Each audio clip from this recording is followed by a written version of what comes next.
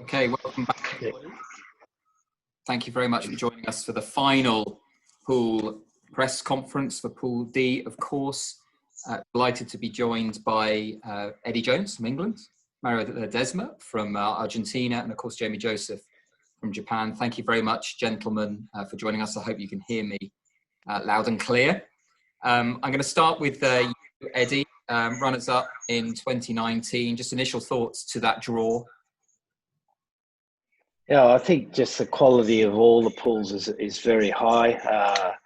Our pools, we've got Argentina, who's got a great World Cup record, and Japan is the most improving rugby nation in the world. So it's going to be a great challenge to see who gets through the pool. And then you throw in Tonga, who's possibly caused some of the biggest upsets in World Cup history. It's a tough old pool. Certainly is. Thanks, Eddie. Just in terms of some of the stats there, it's England only met Japan once, and that was way back at the beginning in 1987. England have played Argentina 3 times. You appear to be very close together, a bit magnetic in terms of those fixtures, and that was in 1995, 2011, and of course 2019. And Argentina have only met Japan once in 1999 as well. So, Mario, just in terms of your reaction to the draw, but also just a little bit of a word on how pleased you are with performances during the recent Tri-Nations, considering you'd played no rugby before that point. I'm sorry to go in Spanish. I remember I played Jamie in that 99 game. Do you remember Jamie? I do, Mario. Well, it was a long time ago. That makes not so young. Yeah. Anyway, my thoughts. Lo primero, sí, venimos de un campeonato, de un Tri-Nations muy satisfactorio en muchos sentidos, sobre todo en cuanto al compromiso y la solidaridad y la unión del grupo. Y después, con respecto a la zona, un poco como dice Eddie, todas las zonas son muy parejas. Nos tocaba estar en el tercer lugar de la zona y siempre como tercer lugar siempre es difícil porque son zonas muy, muy complicadas. Así que ahora ya está. Creo que todos nos podemos concentrar en lo siguiente y empezar a pensar en el año que viene, sobre todo, porque todavía falta mucho, mucho, mucho para esa Copa del Mundo. Gracias, Mario. For Jamie, just your initial reactions, and also how much you're just looking forward to being able to get back out there and play again as a national team after what's been a very difficult year for you. Yeah, I think the fact that we haven't played any rugby this year hasn't really helped our cause, but having some certainty around who we're going to play is exciting. Understanding that we've got a huge challenge ahead of us, both England and Argentina, 2 powerhouse teams, recently beaten the All Blacks in great form. So we're under no illusion on how tough it's going to be. But I guess the first thing that comes to my mind is just getting our domestic game back up and running, get our players back playing footy, and then we can look towards what the next steps will be, which is hopefully test matches in June and July. Thanks, Jamie. Just going to start now with questions from journalists via the Q&A. Eddie, will you, obviously from a Japan and yourself perspective, there's a love affair in terms of Rugby World Cup. Will you allow yourself a little bit of emotion when England play Japan in that pool match? We reflect on that? I wouldn't think so. I don't think Jamie doesn't need any of my emotion, mate. He's doing a great job with them. And, I'm pleased that they're doing well. It was great watching the highlights of the World Cup and seeing the number of edits on Japan triumphs at the World Cup. It's going to be a tough game because they play the game differently. We don't get many chances to play against teams like Japan, so we're going to have to be really well prepared. And at the same time, you got the contrast of Argentina, who played probably the most physical game of rugby we saw all 2020 against the All Blacks. I was going to going to say in terms of Argentina, you're obviously impressed with where they are at the moment from your comments there. They've got 3 years to build. They've come off of the back of not playing any rugby. Where do you see them being when it gets around to 2023? Yeah, well, I think Mario's building up a good bunch of players, some good young guys coming through. Obviously, got Czech on board. You might have to get him out of that Lebanon job, mate, and keep him on board. He seems like he's loving it there, which is great to see because he's a good fellow and probably didn't finish his coaching with Australia how he liked. So to get another opportunity to help Argentina is a great thing for him. But it's probably the most contrasting pool in terms of style and philosophy of play, and that's what probably makes it the most interesting. Thanks, Eddie. And Jamie, just a couple of quick questions that I'm going to combine. One is, obviously, you've got a very sort of tight preparation time now, having lost 2020 through COVID. Would you be looking forward to potentially arranging a match against the likes of England or Argentina before 2023? And secondly, Matsushima played particularly well for Clermont at the weekend, scoring a hat-trick of tries as well in an impressive performance. How pleased have you been with his performances in France and obviously in Europe since he's been over there? I think the answer to the first question is absolutely. It would be getting test matches of that quality is crucial for, I guess, any team's preparation, particularly the tier 2 team, tier 2 nation like Japan. And we're always looking for big games of rugby. Our domestic competition isn't strong enough really to help the team prepare for test matches. And whilst we had the Sunwolves and Super Rugby and we only won a handful of games, it certainly lined us up well for the 2019 World Cup. As for Matsu, and Eddie would know this, domestically he's been scoring tries like that for some years now. For me, the first one that I saw him score was that brilliant try against South Africa in 2015. So it's no surprise. I guess the big growth for him is, he's got confidence to express himself the way he does in Japan overseas, and I just think that's great. I think that's great for other Japanese players that look towards players like Matsu and have that confidence, the belief that they can play outside of the country. Absolutely, and just from Mario's perspective, could be joined in Pool D by Oceania 1 could be either Samoa or Tonga. Americas 2 could be USA or Canada, for example. Just looking over the last 4 years and recent Rugby World Cups as well in terms of emerging nation performances, how much are you expecting from teams like that at Rugby World Cup 2023? And how difficult is it to prepare a Rugby World Cup campaign when you know that those kind of winning margins potentially are reducing from Rugby World Cup to Rugby World Cup? Con respecto a la primera parte de la pregunta y las naciones emergentes, creo que en todas las Copas del Mundo hubo muchas sorpresas y cada vez más. Esos márgenes se fueron achicando. Lo vimos obviamente con Japón en la última Copa del Mundo, pero en la que los entrenó Eddie también. Y hoy casi que no parecen sorpresas que ese tipo de equipos hagan partidos muy parejos. Ni hablar un equipo como Samoa o como Tonga, que generalmente están separados o dispersos en todo el mundo y que se juntan para la Copa del Mundo, y sabemos la calidad de jugadores que tienen.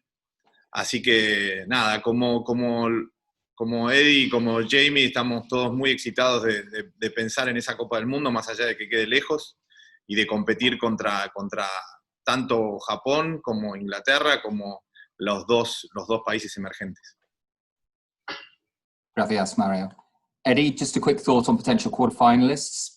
If you make it through, obviously, the pool phase, Australia or Wales, both teams very familiar to you. Just a few words on those. I don't think we can afford to look that far ahead. They'll look after themselves. Australia's got a great coach in Dave Rennie, got some good young players coming through, and Wales are going through that sticky period of having a successful coach for such a period of time. And now a new coach and changing their style a little bit to a more attacking style, which tends to loosen up your game a little bit. but they've got plenty of time to get right. So we'll worry about those further down the track, mate. Excellent, thank you. Question for Jamie. Obviously, you set the Rugby World Cup 2019 alight.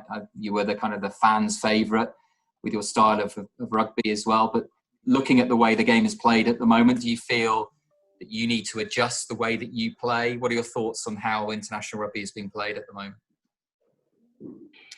I think all in all, the kind of athletes that we have in Japan really determines the way that we play the game, and therefore we're not really watching so closely, I guess, other national teams. I mean, we could train for 100 years and never play like England, and that's simply because of the kind of athletes that we have. And so I guess the challenge for us is we have a style of rugby that we need to, and that'll adjust as well over the course of time. Rugby's always developing. We've got to stay ahead as best we can. As I said earlier, getting test matches against, big teams like England, other tier one nations, crucial for our preparation. But all in all, I think our style of rugby will be very similar to what it's always been in Japan. And Eddie, for yourself as well, a lot of young players coming into the squad, performing well during both the end of or the conclusion of the Six Nations, but also the Autumn Nations Cup and winning silverware. How important is it for them to get that kind of winning feeling? And also, looking at 3 years ahead now, how satisfied are you in terms of the personnel that you have available to you? Yeah, we had 9 new caps in 2020, so that's a good progression for us, and we're going through a rebuilding phase at the moment. We've had a fairly mature side for the last 4 seasons, and we'll go through and the Lions will help us evolve the side. So those young guys have just got to keep working hard. Sometimes in England they can get too far ahead of themselves too quickly. So we've just got to make sure they keep working hard, keep making sure they become a better player, and then we'll have great competition. And the side we have for the 2023, we don't know what form that will take. Thanks, Eddie. A question for Mario. In terms of your squad now, having a number of players who are based either in France or in England, how does that impact your preparation heading into the next 3-year cycle, and how difficult is it for you to get the preparation time you require with your team? Bueno, en realidad es parecida a la preparación que teníamos, 2 mundiales atrás, casi 10 años atrás, con muchos jugadores evolucionando lejos de la Argentina. Obviamente, entre estos 2 mundiales, muchos de los jugadores estaban basados acá en Argentina y era muy diferente y estaban muy a mano. Hoy es definitivamente un ejercicio complicado, es muy desafiante, y seguramente lo vamos a ver en primera persona el año que viene, con tantos jugadores afuera y juntándonos con poquito tiempo para preparar el partido, el primer partido de cualquiera de las ventanas.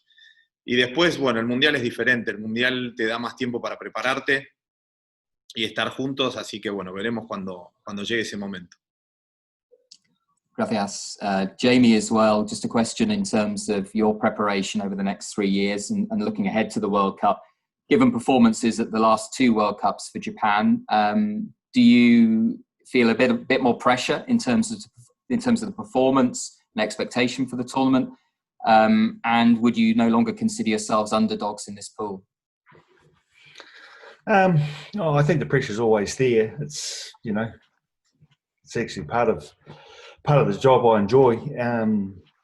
In terms of expectation, well, I guess that goes with the job and the team. But something tells me, the fact that we haven't played rugby, certainly our public back home will be, I'm hoping, a little bit more patient, that we've had a year off effectively and we need to get back on track. And the first thing we need to do is get, domestic rugby going before we can actually select a side. And that's probably been the most difficult for me and the team, because, the players are itching and very excited about playing rugby again. And that's the sad part about having that, or the COVID and the year off. But all in all, again, I think, it's going to be an exciting year for us as long as we can get back on track. Thank you. And Eddie, you just mentioned, obviously, it's a rebuilding phase for you. Just reflecting on the Autumn Nations Cup and Six Nations conclusion, at a scale of sort of 1 to 10, how happy are you? And what do you need to really be focusing on heading into the next Six Nations? Well, satisfactory, mate. We won 9 out of 10 games, but we'd never played rugby, we felt, where we played at our best. So that's the exciting thing for us, that there's great opportunities to keep improving. And the Six Nations, mate, it's a tough old competition. Every side, it's attritional. Every side wants to beat England. So we've got to find our best. We're going to find our best for that tournament and find a way to get our nose in front. And that's what the Six Nations is about. Has been for the 4 years that I've been involved, and I can't see it being any different for the next 3 years. Mario, potential quarterfinalists, as we said before, could be Australia for you. You have a very close association with Australia, not being able to separate results over the last 2 matches that you've played. What do you think are sort of the keys to, or the key factors in terms of defeating Australia? And do you think that this young Argentine squad can go all the way in 2023? What would be, what would exceed your expectations or mark your expectations at Rugby World Cup 2023? Un poco como dijo Eddie, me parece que sería adelantarnos demasiado empezar a pensar en posibles escenarios de cuarto de final, así que seguramente no lo hagamos y ya va a haber tiempo para pensar en eso y plantearse objetivos más cerca del Mundial. Lo que sí puedo decir del equipo de Australia es que es un equipo muy joven, con un grupo de entrenadores nuevo de muchísima calidad. Seguramente sea uno de los grupos de entrenadores de mayor calidad en el rugby mundial hoy, y con un grupo de jóvenes que evidentemente adhieren a ese proyecto, así que seguramente tengan muy buenos años adelante de ellos. Y después obviamente hay muchos jugadores que conozco muy bien, empezando por el capitán Michael Hooper, y tengo una relación especial con ese equipo, pero no tengo dudas de quién me gusta que gane cada vez que jugamos contra ellos. Gracias. Final question to Eddie. You've had happy hunting ground at Rugby World Cups in France before in 2007, obviously as part of the coaching ticket. What are you expecting from this tournament as a spectacle in 2023? How do you think France will be as hosts? And how much does that excite you, that it's something that's very close to home, but will have such a great atmosphere around it? Yeah, well, France is a great rugby country. They hosted a fantastic World Cup in 2007. I think at the end of that World Cup, that was the best World Cup they've ever had, that rugby's ever had. And they've got beautiful rugby grounds, because rugby is the sport of a lot of the towns. They have great rugby stadiums, tight stadiums. I remember the quarterfinals in 2007, we played at Marseille. It was about 25, 26 degrees, warm, sunny day, absolutely brilliant. So you've got to be prepared for what could be relatively warm conditions. Not as warm as it was in Japan, but fairly warm conditions. And I remember, the Australian-England game particularly was played under burning sunshine on the Saturday. So it should be a fantastic festival of rugby. And I think, given particularly what's happened in the world over the last period of time, if things can be sorted out to some degree there, it'll be a real festival of rugby and a festival of sport. Thanks, Eddie. Thanks, gentlemen. Gracias, Mario. That brings to a close this final Pool D media conference. Just to remind everybody that the full recording of the press conferences and other material, including flash interviews, will be available via the Media Zone a little bit later. To you, gentlemen, as coaches, just to say thank you very much for joining us. I know it's late for both Eddie and Jamie. And just to say, have a wonderful festive period as well. Stay safe and well, and we hope to see you soon. Thank you very much. Thanks very much. Thanks, boys. All the best. See you guys. Cheers.